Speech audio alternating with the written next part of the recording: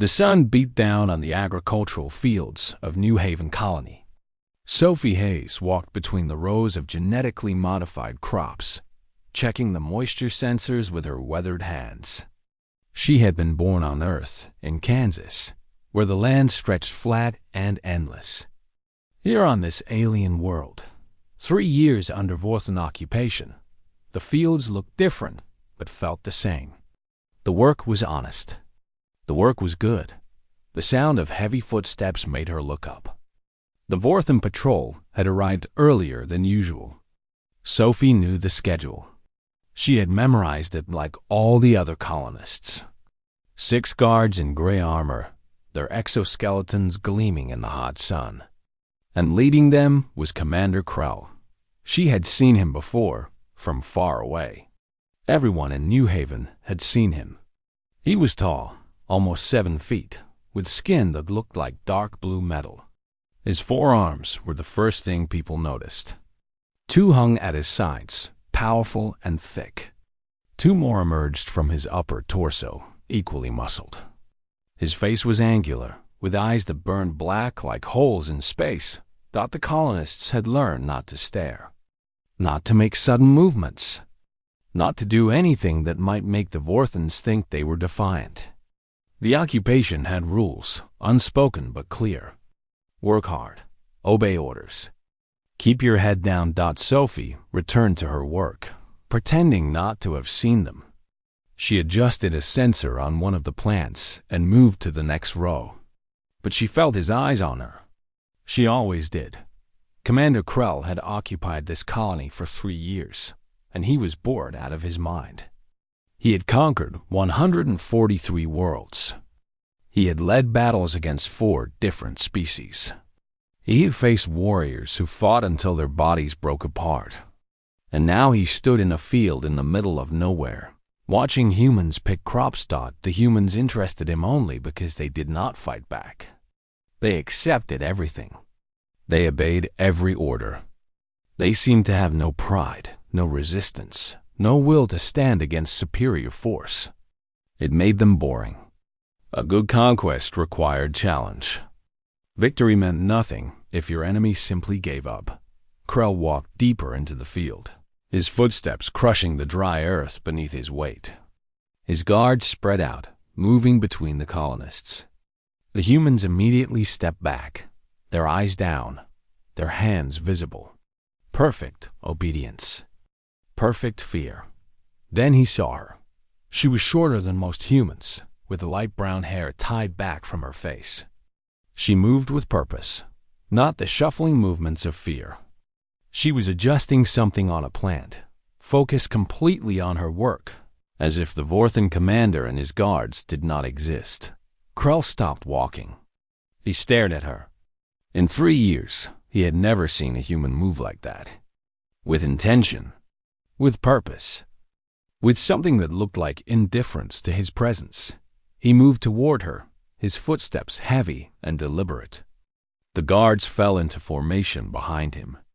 The other colonists noticed and stepped further back, creating space around her like she was marked for something terrible.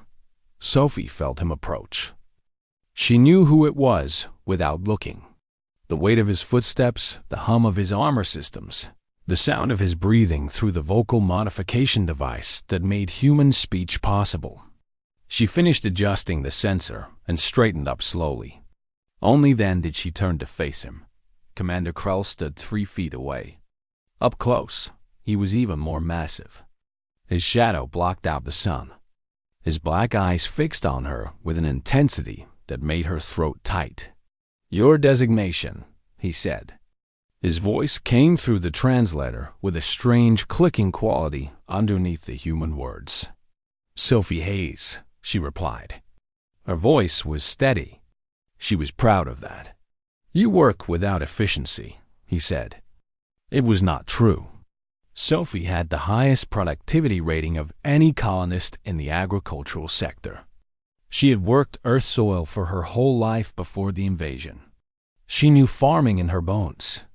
"You will demonstrate proper speed." He gestured with one of his upper arms, pointing at the row of plants she had been working on. She understood. He wanted her to repeat the task, faster, while he watched. It was the kind of thing the Vorthans did sometimes. They liked to see humans pushed. They liked to watch exhaustion set in. Sophie moved to the nearest plant. She began adjusting the sensors, moving quickly but carefully. She would not damage the equipment. That was not in her nature. Behind her, she could feel him watching. Faster, Krell said. She moved faster. Her fingers worked the delicate instruments with practiced precision. 1 plant. 2 plants. 3. Sweat began to form on her forehead under the sun, but she did not move fast enough. Krell was not satisfied with fast.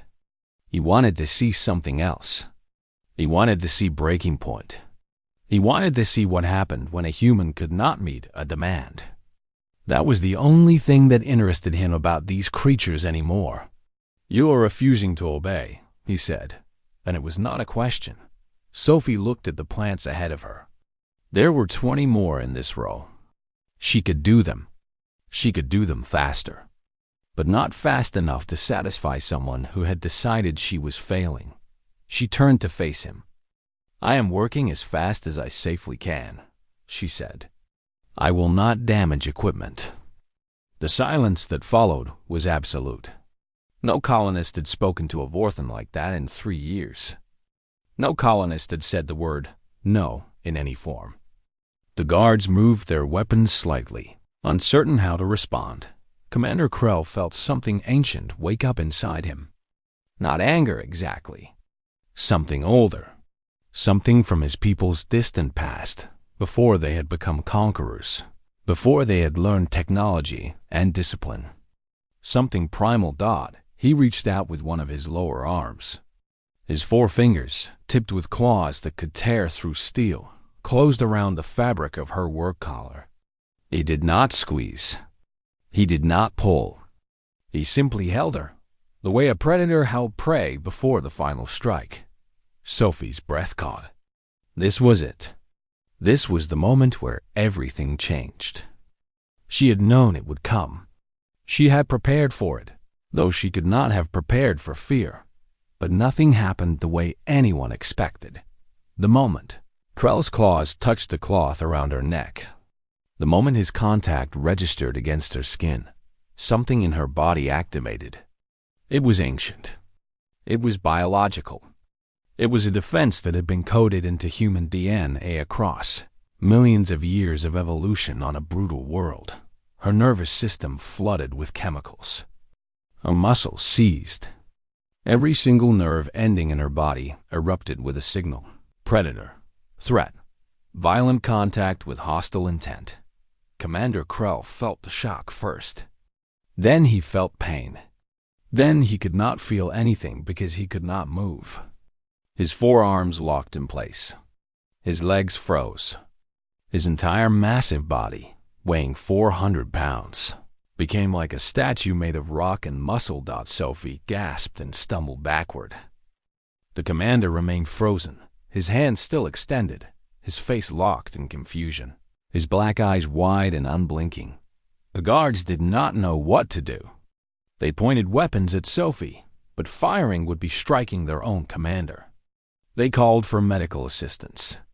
They shouted into communication devices. Sophie walked backward, away from the frozen Vorthan warrior. She was shaking. Her heart pounded so hard, she thought it might break her ribs. Commander Krell, for the first time in his entire life, understood that he had made a terrible mistake. The medical bay of the Vorthan command ship was cold and white. Everything was metal and light. Commander Krell lay on a platform that glowed beneath him, medical scanners moving over his body in steady patterns. 12 different systems analyzed him. 12 different systems found nothing wrong. His muscles remained completely locked. His breathing came through mechanical assistance. His consciousness was fully aware, trapped inside a body that would not respond to his commands. He had been paralyzed for 6 hours. The medical technicians were beginning to panic. Dr. Vess stood before a display screen, watching data flow across it. She had been studying Vorthan biology for 40 years. She had treated warriors with injuries that should have been fatal. She had repaired limbs, replaced organs, fixed nervous systems damaged by weapons fire. But this made no sense. The neural pathways are firing correctly, she said to herself. The signals are reaching the muscles. But the muscles will not respond. Is he going to die? Asked Captain Morn, the second in command of the occupation force.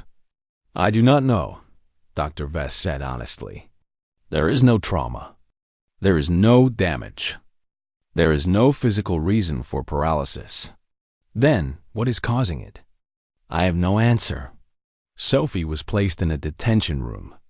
It was small, with a bench and a toilet and nothing else. The walls were smooth metal. The door was locked with a system she could not open. A camera watched her from the corner. She sat on the bench and waited. She had done what she always knew she would have to do if the moment came. She had activated the defense her body possessed. Now she would suffer the consequences. The door hissed open. 2 guards entered, took her by the arms, and brought her to an interrogation room. This was where the Vorthans asked questions. This was where resistance came to die. A technician, a Vorthan with purple marks across his blue skin, sat behind a desk. He opened a file. Sophie Hayes, born on Earth, worked agricultural positions for 23 years before the invasion. No security clearance. No military experience. Nothing remarkable. Sophie said nothing. What did you do to Commander Krell? The technician asked. Nothing, Sophie said. He grabbed me. I reacted. You paralyzed him. How? I do not know. You are lying. Sophie had known they would think she was lying. The truth was too impossible. I am not lying. When a Vorthan grabbed me with violent intent, my body responded. It is not a skill. It is not a weapon. It is something my species does when threatened. The technician made a sound that was almost like laughter, but wrong. Vorthans did not laugh the way humans did. Your species has no biological weapons. Your species is soft. You have no defenses. I have a defense I did not know existed, Sophie said. Maybe you did not look hard enough. Maybe you did not think it was possible. The interrogation lasted 4 hours. Sophie answered every question truthfully. She explained what she could feel during the paralysis, what she thought had happened, what she knew of human biology from the basic education Earth colonists received. The technician recorded everything. When they took her back to the detention room, she was certain they would execute her. That was what happened when a human caused harm to a Vorthan, even if by accident. But they did not. Instead, they brought her back 3 hours later for more questions. This time, the questioning was different, more detailed, more interested in the mechanism itself. Scientists had joined the interrogation. They wanted to know about Earth, about evolution, about what kinds of threats humans faced that would require such a defense. Sophie told them about ice ages and predators, about disease and starvation, about the ways humans had learned to survive on a hostile world. She told them about thick skin and rapid healing, about the ability to regulate body temperature across extremes, about immune systems that could fight off infections that would kill other species. Your people hid this, one of the scientists said. It was not a question. Yes, Sophie said. We hid it because we were afraid. When other species discovered what we were, they would hunt us. So we pretended to be weak. We showed no resistance. We asked for nothing. We hoped the galaxy would leave us alone. 1 week passed. Dr. Vess worked without sleep. She studied scans from the medical bay. She studied recordings of the paralysis moment. She had Sophie brought to a medical facility and took samples of her blood, her tissue, her neural fluid. The answer came like a breakthrough. Slow and steady, piece by piece. Humans, she discovered, had evolved a complex biological defense system. When a predator attacked with violent intent, when contact was made with aggressive force, the human nervous system released massive quantities of neurochemical compounds. These compounds were meant to overload the nervous system of the attacker, causing temporary paralysis and pain. It worked through contact. Physical touch. Skin to skin or skin to material worn on skin. The signal transferred through the medium, attempting to trigger the same response in whatever creature was attacking. Vorthan biology was similar enough to human biology that the compounds could cross over and affect them. But Vorthan bodies were much larger, much heavier. The paralysis would last longer. The recovery would take longer. Dr. Vess brought the results to Commander Krell's frozen form.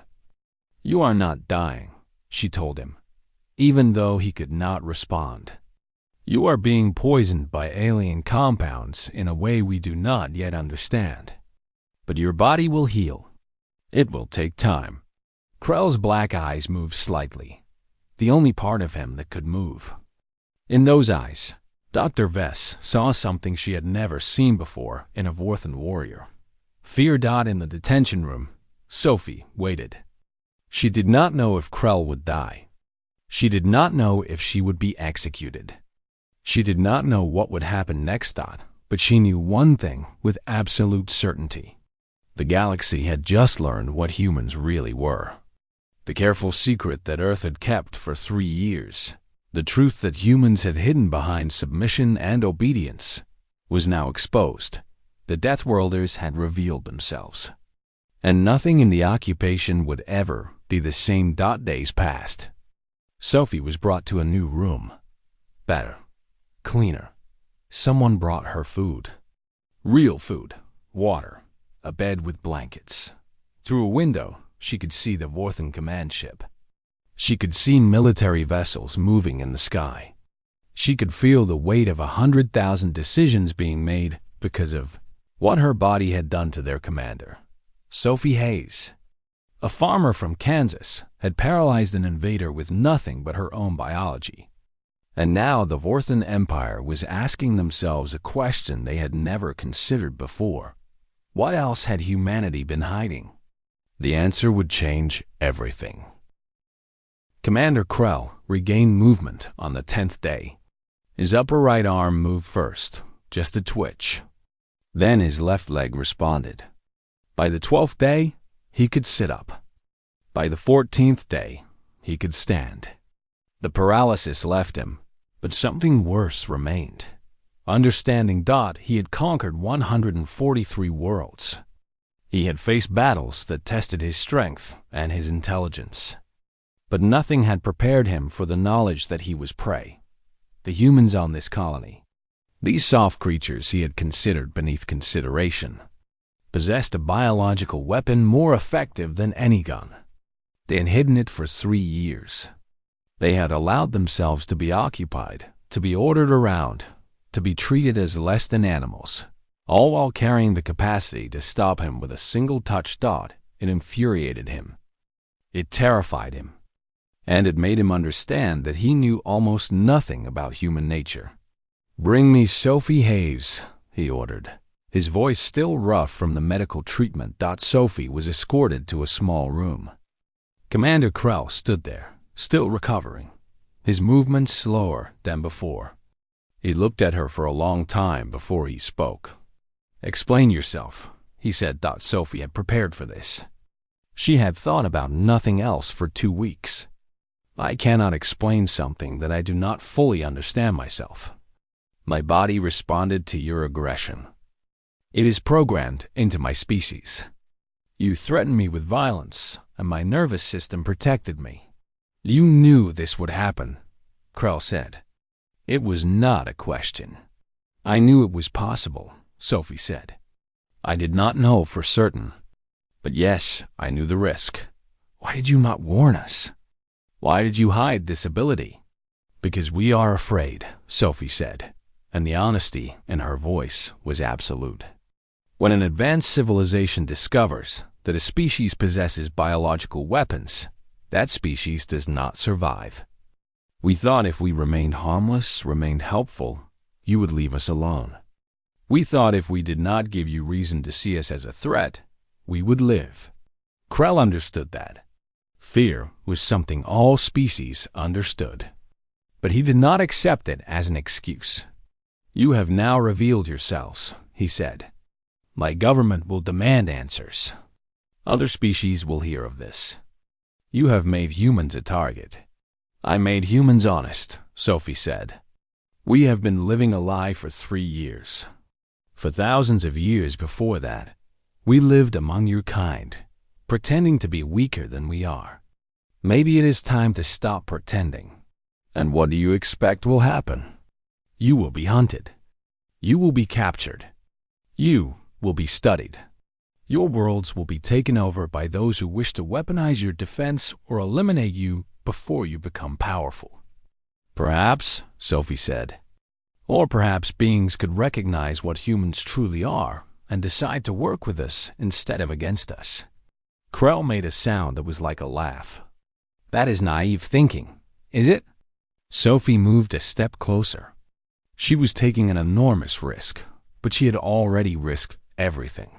You came to this world and crushed us because you are strong. You believed we had nothing to offer. But what if we do? What if humans have something your empire needs?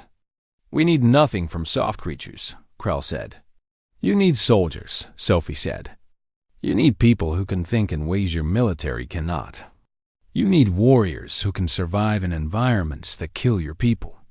You need individuals who can make decisions that no computer can calculate. That is what humans are. We are not conquerors. We are survivors. We are adaptable. And when we are given a reason to fight, we do not stop until the threat is eliminated. Krell had recovered enough to walk to a window. From here, he could see the agricultural fields. Humans worked there, moving through the rows of crops. You are suggesting alliance. I am suggesting partnership, Sophie said. Treat humans as soldiers and not as slaves. Train us. Equip us. Give us purpose. We will serve the Vorthan Empire in ways your other conquered species cannot. We will be more efficient, more adaptable, more willing to endure, because we evolved to do exactly that. And if we refuse, then you remain here, occupying a world of people who will hide their true nature and wait for the moment you become weak enough to resist. You will have 3,000 humans who respect you and obey you, but who harbor resentment and secrets. Or you will have 3,000 humans who believe in your leadership and fight alongside you with loyalty that money cannot buy. Commander Krell was quiet for a long time. Finally, he turned to face her. You have spent time thinking about this. I have spent 2 weeks in a room thinking about nothing else, Sophie said. I thought about what it meant to have paralyzed the one person who held absolute power over my people. I thought about what my body had done and what it meant. And I realized that the real weapon was not the paralysis. The real weapon was the honesty. You were unprepared because you did not think we were capable of being a threat. Now you know differently. I will need to speak with the Vorthan High Council, Krell said. Then speak with them, Sophie said. Tell them what you have learned. Tell them what I have told you. And ask them whether control through fear is better than loyalty earned through respect. 3 months after the paralysis, the answer came. The Vorthan Empire authorized a pilot program. Humans would be trained as military units. They would receive weapons. They would learn tactics and strategy. They would be given ranks and responsibilities equal to Vorthan soldiers. Sophie became a captain. She was in charge of training the 1st Human Regiment. 50 men and women from New Haven and the surrounding colonies.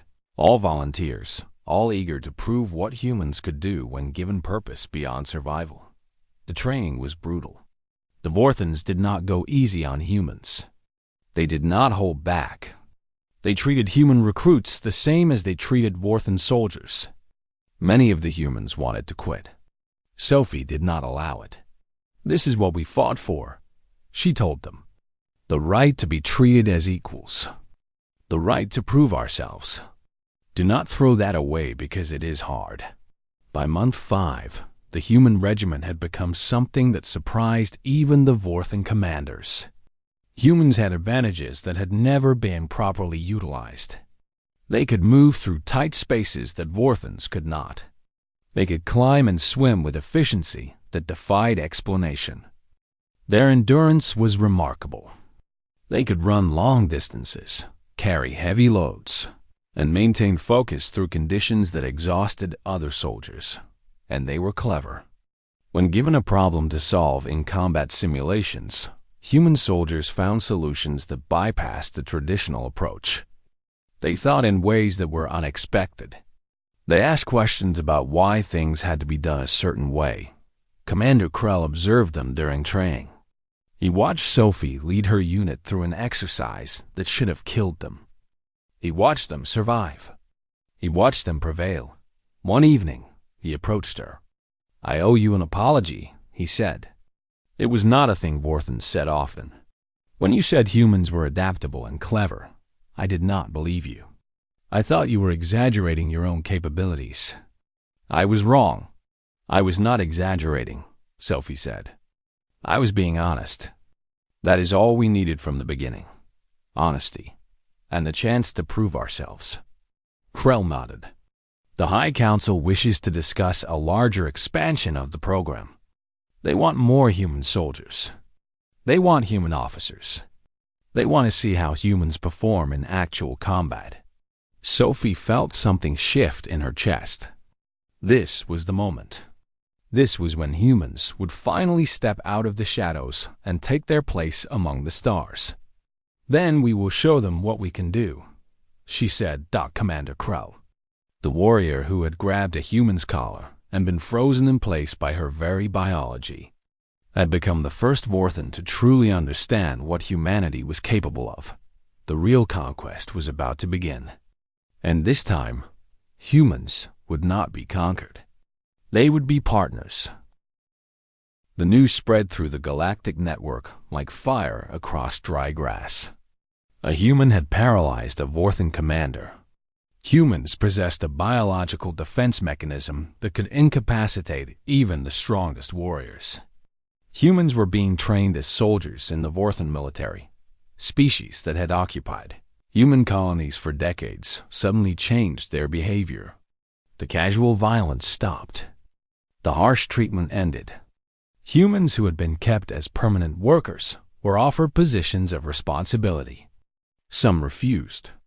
Some accepted. Some wanted explanations.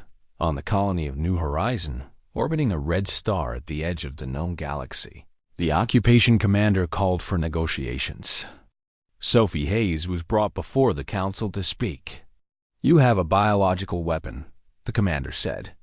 He was a Krentaxian, a species with 4 eyes and skin like leather. "You have hidden it from us. We have a defense mechanism that your species never bothered to study," Sophie corrected. "We did not hide it because we did not know it could be used as a weapon. We learned it worked across species contact only when it was activated." "You should have disclosed this," another council member said. He was human, an older man named George Porter, who had been born on Earth 60 years ago. He spoke the colonial languages fluently. "You should have told the occupation forces what humans were capable of." "I am telling you now," Sophie said. "Humans evolved on a hostile world. A world where predators hunted us. Where disease and starvation were constant threats. Where environments could kill us in dozens of different ways. We learned to survive.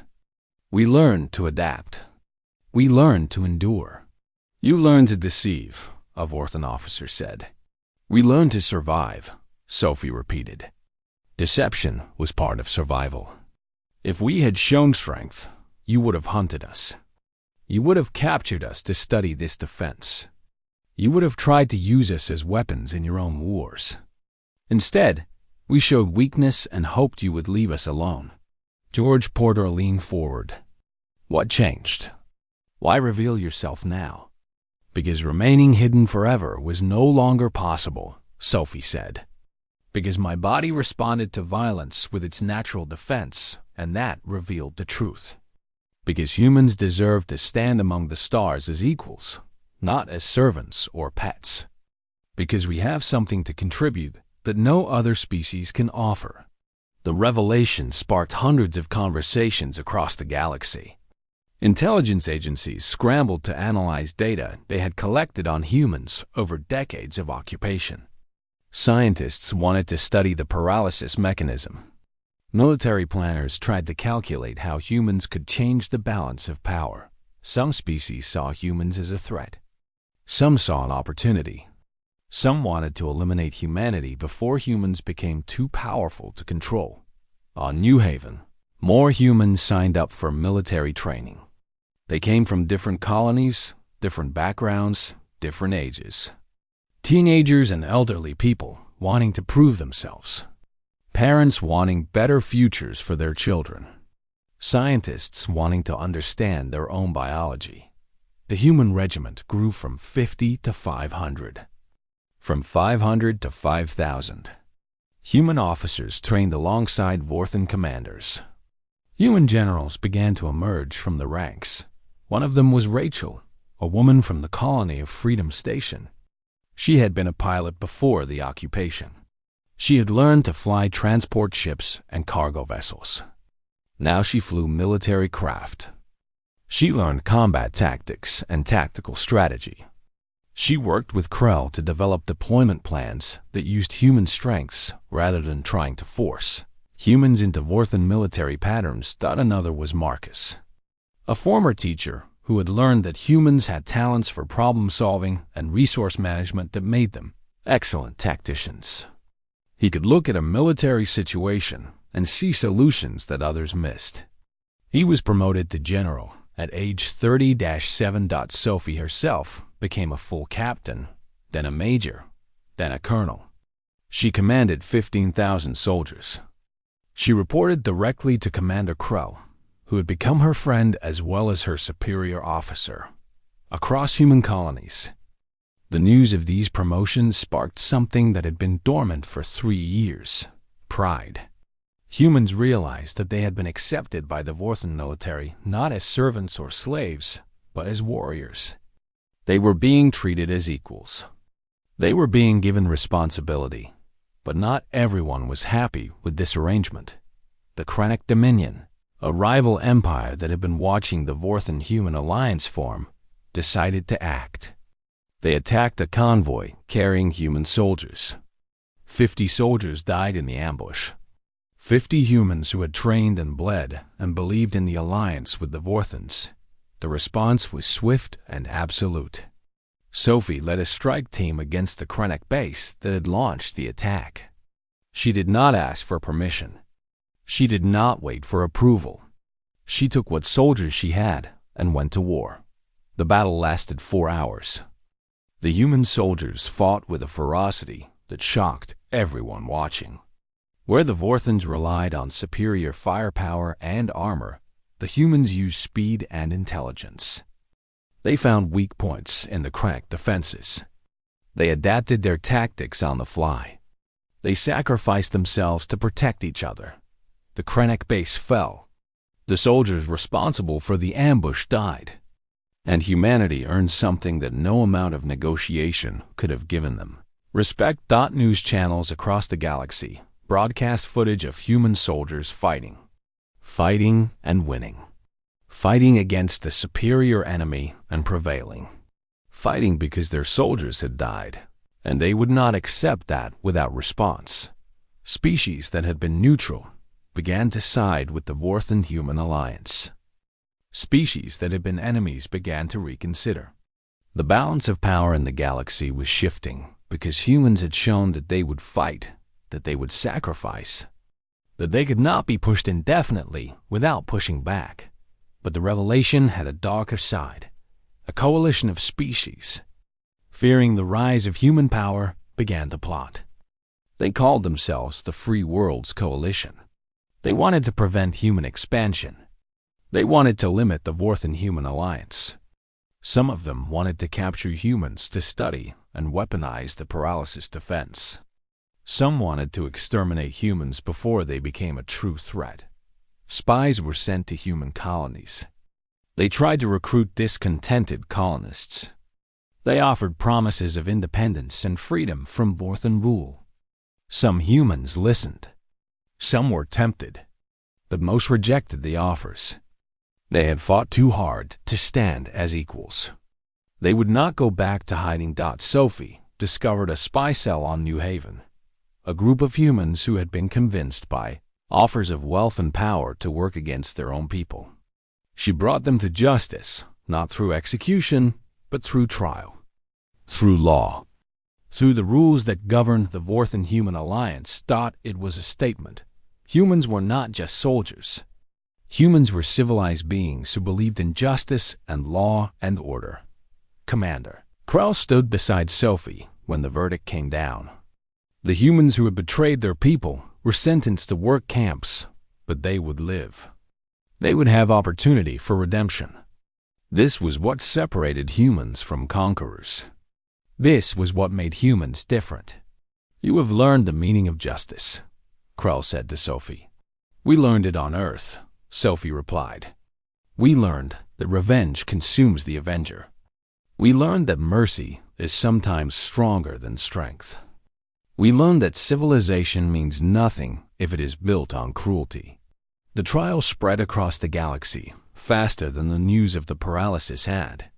Humans were not just dangerous. Humans were moral.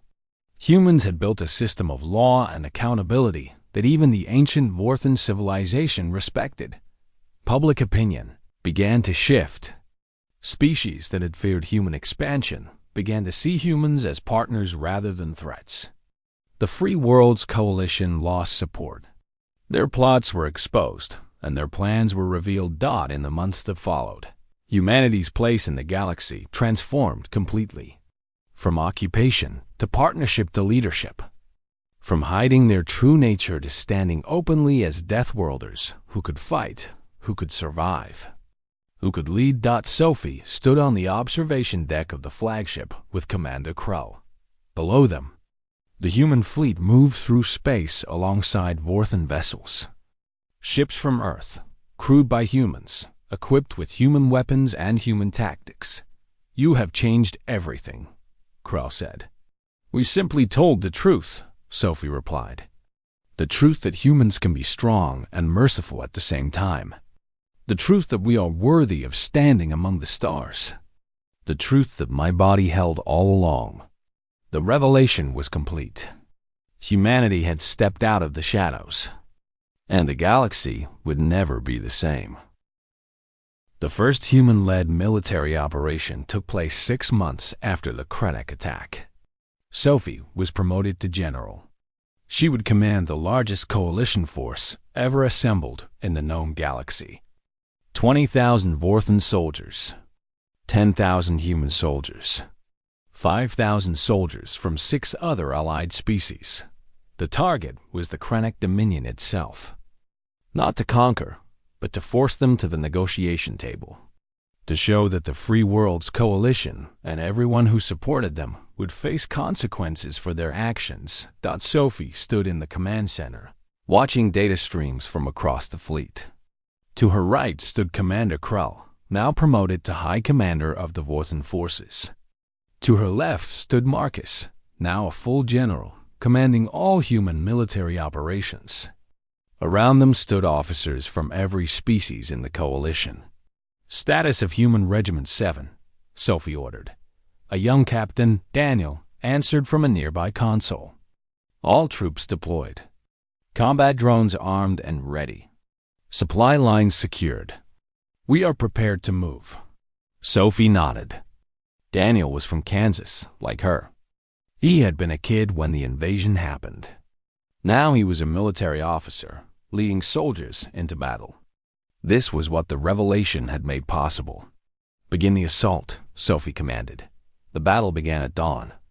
Vorthan ships opened fire first, targeting the Krennic defensive positions. Explosions lit up the sky. Then human fighters moved in, designed by human engineers to be smaller, faster, more maneuverable than standard military craft. They wove between Krennic defenses, striking at weak points, supporting Vorthan forces with precision strikes. Krennic soldiers had never faced humans in actual combat. They had only seen the footage from the ambush response. They did not understand human tactics.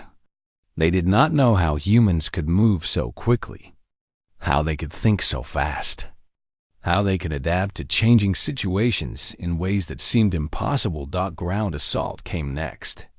Human soldiers landed in combat zones. They were equipped with weapons designed by human engineers, using principles that Vorthan scientists had helped develop but human minds had perfected. The weapons were lighter than Vorthan weapons, more efficient, more deadly. The battle lasted 3 days instead of the projected 2 weeks. Human soldiers moved through Krennic strongholds with speed and determination. They suffered casualties. 42 humans died in combat. Another 130 were wounded. But they never broke. They never retreated. They adapted to every Krennic tactic and found counters. They worked together as units with a level of coordination that came from evolution, from millions of years of humans having to work together to survive. When the Krennic command center fell, it was to a human soldier named James. He was 18 years old. He'd been a farmer's son before the invasion. He led a squad that breached the fortifications and secured the command center. He was promoted to sergeant on the spot. The Krennic surrendered that day. The galaxy watched as humans helped oversee the surrender. As humans, not Vorthans or other advanced species, but humans negotiated the terms. As humans took responsibility for the occupation of Krennic space, until a new government could be formed. The message was clear. Humanity had not come to the galaxy to be conquered. Humanity had come to be partners. Sophie received commendations from every major power in the galaxy. The Vorthan Empire promoted her to admiral. The human colonial government, newly established under the leadership of George Porter, made her the highest military commander in human space. Earth itself, after 3 years of occupation, was declared free. The Vorthan occupation force was withdrawn. Humans took control of their own world for the first time since the invasion. But Sophie did not return to Earth. She had other responsibilities now. She stayed in military command, overseeing human integration into the galactic community. She trained new generations of human soldiers. She worked with Vorthan commanders to develop joint operations and shared tactics. 3 years after the Krennic battle, the first human ship was launched from human shipyards. It was named the Sophie Hayes, after the woman who had changed everything with a single moment of resistance. She watched as the ship launched into space, carrying 5,000 humans to explore regions of the galaxy that no human had ever seen. Marcus had risen to command of human military forces. Rachel had become the chief pilot instructor for human space forces. Daniel had been promoted to full colonel. All of them had come from the colony on New Haven. All of them had survived the occupation. All of them had chosen to fight instead of hide. The story of the paralyzed Vorthan commander had become legend across the galaxy. In some places, it was told as a story of human strength. In others, it was a cautionary tale about the dangers of underestimating those you conquered. In still others, it was simply the moment everything changed.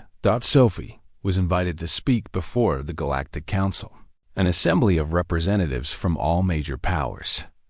She stood before them in full dress uniform, with medals on her chest representing every major battle she had fought, every contribution she had made to building a new era. 3 years ago, she began, I was a farmer on a small human colony. I was living under occupation. I had resigned myself to a life of serving an empire that did not acknowledge my humanity. And then I made a choice. I stood up. I refused to obey. and my body did something my mind did not even know was possible. The council members listened intently. Humans, Vorthans, Krontaxians, and species whose names could not be easily translated into human languages. All of them listening to a human tell the story of resistance and revelation. I did not know that my action would change everything, Sophie continued. I did not know that it would lead to alliance and partnership. I did not know that humans would stand as equals in your eyes. But I knew that we deserved to. I knew that humans were capable of more than anyone had believed. And now, the galaxy knows it too. The applause was loud and sustained. Even the species who had feared human power showed respect. Even the species who still harbored doubts had to acknowledge the evidence. After the speech, Krell approached Sophie. He had become a friend over the years. A true friend, not a military superior, but someone who understood her completely. Someone who had learned from her what it meant to be conquered by someone you underestimated.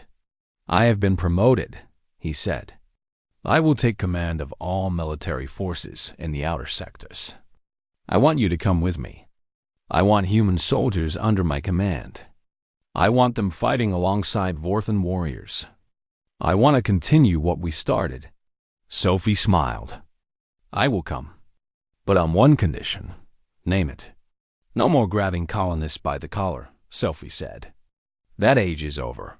Krell made that sound that was almost like laughter. That age is definitively over, he agreed. By the way, I have something for you. He handed her a small device.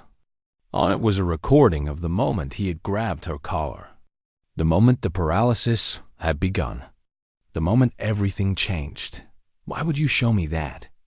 Sophie asked. Because I watch it sometimes, Krell said. I watch it to remember what it felt like to be completely helpless. To learn that strength means nothing if you do not understand what you are fighting against. To understand that wisdom sometimes comes from the smallest human, the one you thought had nothing to offer. Sophie watched the recording. She saw herself, young and determined.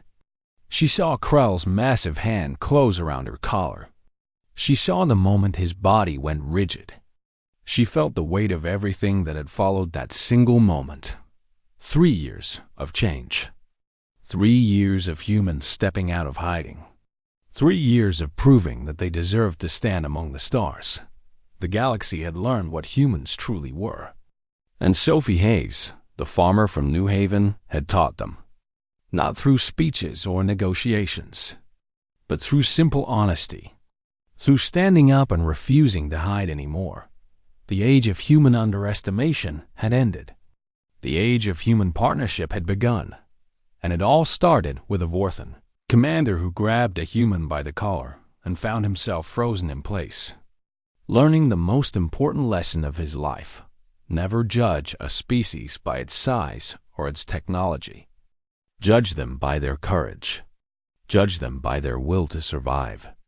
Judge them by what they are willing to sacrifice for freedom. Sophie stood in the stars. No longer a colonist or a soldier, but an ambassador of a new era. And she knew that her people had finally found their place in the galaxy.